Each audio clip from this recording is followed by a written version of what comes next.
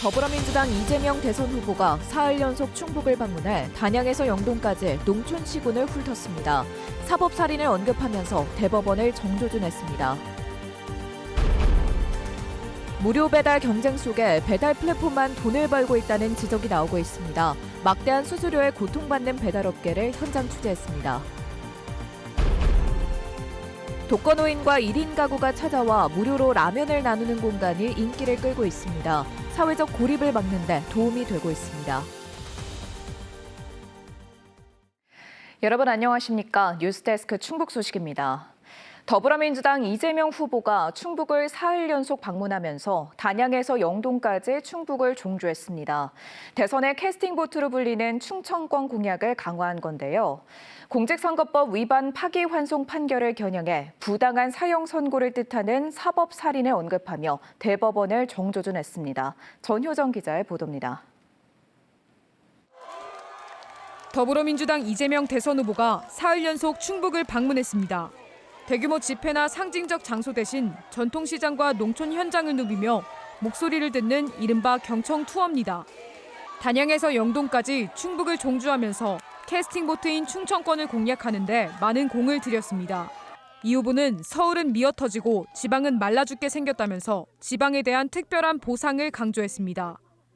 수도권으로부터 거리에 따라서 이격 개수를 만들든지 소외 개수를 만들든지 해가지고 20, 30%를 더 주든지 10%라도 더 줘야 되는 거 아닙니까? 네. 그게 진정 공정한 나라죠. 이 후보는 최근 대법원 파기환송을 겨냥해 살아남겠다는 말을 여러 차례 강조했습니다. 사법살인이라는 표현까지 써가며 부당함을 호소했는데 간첩 혐의를 뒤집어써 사형을 당한 조봉암 진보당 당수와 내란 음모 조작 사건을 뒤집어 쓴 김대중 전 대통령의 사례를 들었습니다. 조봉암 사법살인 됐지요. 김대중은 왜 아무 한 일도 없이 내란 음모죄로 사형을 받습니까? 이번에는 반드시 살아서 반드시 새로운 나라를 만들어 갑시다, 여러분. 또 윤석열 전 대통령의 1차 내란에 이어 한덕수 최상목 대행을 2차 내란, 대법원 판결을 3차 내란에 빗대며 국민들의 위대한 손길에 의해 내란이 진압될 것이라고 말했습니다. 이재명 후보는 충북 증평과 보은, 옥천과 영동, 충남 금산까지 하루 동안 충청권 4개 지역을 돌며 민생 행보를 이어갔습니다. 이재명 후보는 페이스북을 통해 가상 자산현물 ETF 도입과 자발적 이직 청년에게 구직급여 지급 등을 담은 청년 공약을 발표했습니다. MBC 뉴스 전희정입니다. 국민의힘은 대선 후보 단일화를 두고 내홍을 겪고 있습니다. 국민의힘 김문수 대선 후보는 영덕 산불 현장을 방문한 데 이어 대구와 경북 지역 일정에 나섰지만 무소속 한덕수 예비 후보와의 단일화 압박에 반발해 후보 일정을 중단했습니다. 김 후보는 2번씩이나 대통령을 지키지 못한 당에서 대선 후보까지 끌어내리려 한다면서 이럴 거면 경선을 왜 3차례나 했냐고 말했습니다. 이에 대해 국민의힘은 당원을 대상으로 후보 단일화 찬반에 대한 여론조사를 하기로 했고 김영환 충북지사는 페이스북에 국민의힘 시도지사협의회 명의로 글을 올려 후보 단일화가 국민들의 일치된 명령이라고 밝혔습니다. 대통령 선거를 앞두고 충청북도가 125개 건의과제를 확정하고 대선 공약에 반영하기 위해 총력전을 펼치고 있습니다. 청주국제공항 민간 전용 활주로와 오송 K바이오스케어, CTX 조기 완공 등 역대 최대인 98조 원 규모로 대선 공약과 새 정부 국정과제에 포함되도록 정당과 후보자에게 건의하고 있습니다. 대선 조직 정비에 나선 더불어민주당과 국민의힘은 충청북도가 요구한 현안을 포함한 핵심 지역 공약을 개발해 발표할 예정입니다. 대선 공식 선거운동은 오는 12일부터 시작됩니다.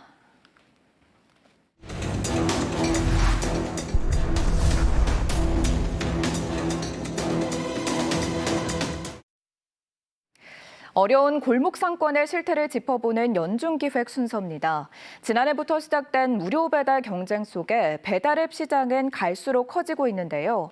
그런데 정작 배달업계에 종사하는 점주와 배달기사들은 플랫폼 기업들이 횡포를 부리고 있다며 불만입니다.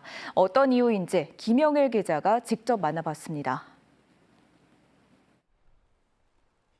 4년째 배달 기사 일을 하고 있는 기란샘 씨. 시간당 수입이 절반 가까이 줄면서 근무 시간을 계속 늘리고 있습니다. 3년 전만 해도 건당 3,000원으로 웃돌았던 배달료가 2,000원 선으로 뚝 떨어진 겁니다. 연료비 같이 배달에 꼭 필요한 비용을 빼면 최저임금을 벌기도 쉽지 않아졌습니다. 한 시간에 9건, 10건 배달해야지 그 최저임금 이상 번다고 되는 구조면 기사들 입장에서는 그 금액을 맞추기 위해서 더 무리하게 운전을 하는 구조가 되는 거죠. 그런데 정작 배달 앱을 쓰는 자영업자들의 부담은 갈수록 커지고 있습니다.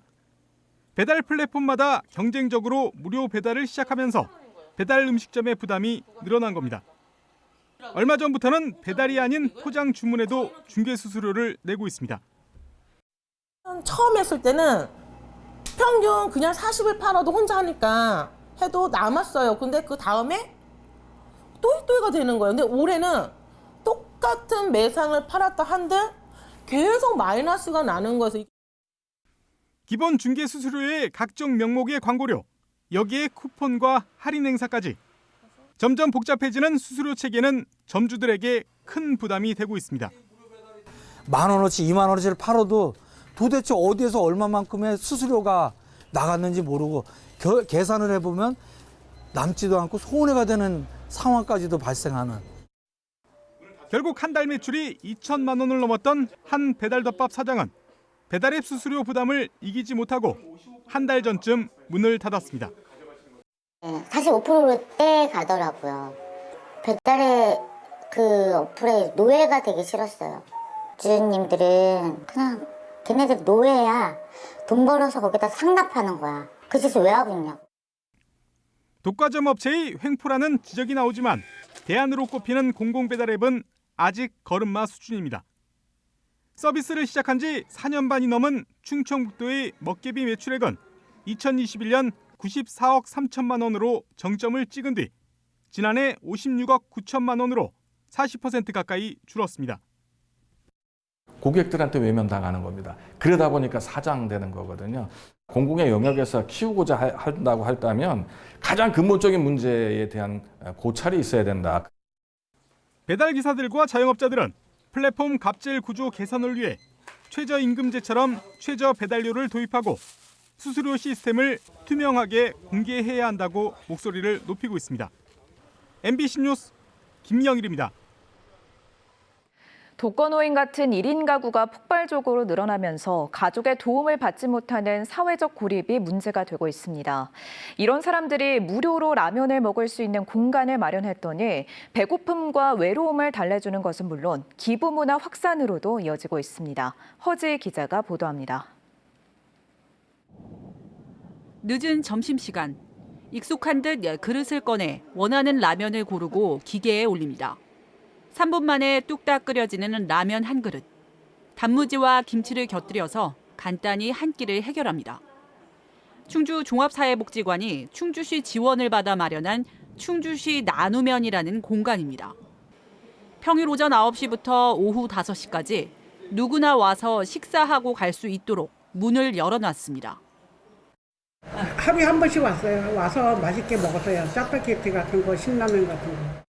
개장 후 지난 50여일 동안 찾은 사람만 하루 평균 130명 남짓. 몸이 불편한 장애인부터 홀로 사는 노인들은 물론 인근 초등학생까지 하교 후 방문하고 있습니다. 거창한 식사는 아니지만 찾는 사람들의 배고픔과 외로움을 덜어줍니다. 자발적 고립이나 운둔형 위기가구 등을 발굴하는 기회로도 활용되고 있습니다. 우리한테 큰 의미가 되지, 그것도. 여기서 못 보던 사람도 여기 오면은 만나면 또 광장식으로 되니까 서로 인사하고 라면 먹고 그래.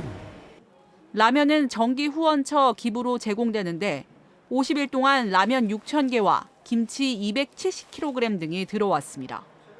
하지만 어린이 등에게 인기가 많은 짜장라면 같은 품목은 수급이 어려울 때가 종종 있습니다. 충주시에도 저희들한테 이제 후원을 해주는 업체가 좀 종종 있는데 그것으로 좀 부족한 상황도 조금 발생을 할 수가 있어서 복지관은 다음 달부터 공공기관을 비롯한 지역 유관기관과 기업이 참여하는 라면 기부 챌린지를 이어갈 계획입니다. MBC 뉴스 허지입니다. 보이스피싱 일당의 의뢰를 받아 현금 수거 업무를 한 지적장애인에게 법원이 무죄를 선고했습니다. 청주지방법원 형사 6단독은 사기와 사기 미수 혐의로 기소된 30대 여성에게 저조한 지적 능력으로 적절한 판단이 어려워 이용당한다는 사실을 몰랐을 것으로 보인다며 무죄를 선고했습니다. 이 여성은 지난 2023년 12월 온라인 구직 플랫폼에서 일당을 주겠다는 약속을 받고 피해자에게 1,300만 원을 받아 보이스피싱 일당의 계좌로 송금한 혐의로 재판에 넘겨졌습니다. 청주시가 지역 화폐인 청주페이 부정 유통을 막기 위해 집중 단속에 나섭니다. 단속 기간은 내일부터 오는 28일까지로 청주페이 운영 대행업체와 함께 실제 매출액 이상을 결제하거나 결제 거부, 추가금 요구 등의 불법 행위를 집중 점검할 계획입니다. 지금까지 뉴스데스크 충북 소식이었습니다. 고맙습니다.